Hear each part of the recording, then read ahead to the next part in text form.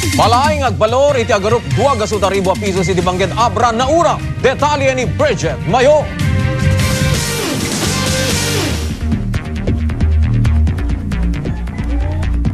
Nasakit tinakem ti 30 ket 5 ti tawen nga ama ani mental gutang. Gapu ti dimteng a trahedya iti pamilyana.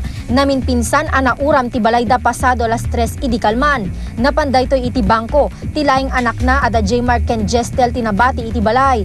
Idi simmang pet dapon ana danunan na ti bunggalo a balay da. Kuanen madam talaga nga napuuran na Carmen. Kuna ti inauna nga anak na ani J. Mark, ada tinangeg da pimutok iti abay ti ridaw da, idi makita nanti apoy, nagtinulong da ngagkabsat anang sebseb.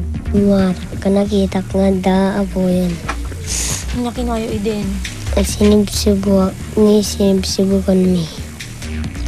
Ngan nga ni pay napupok iti uneg ti balay, ti naudi nga anak ni Manong Mentel ani Gestel, taginandat na nga isalbar ti laptop. Laptop kuna datoy nauna, so imunag datoy naudi.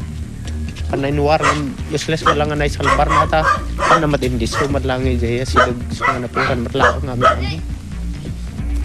Iti investigasyon ti Bureau of Fire Protection, short circuit ti rason ti uram, alisto ang nagramaram ta na arami iti combustible materials ti balay.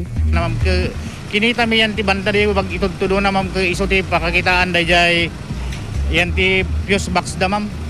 So malabit ada electrical na nga may gapot electrical day nga pasamak gapot di tudo di ubing nga yan ti nagputok yan ti parte ti fuse box mam.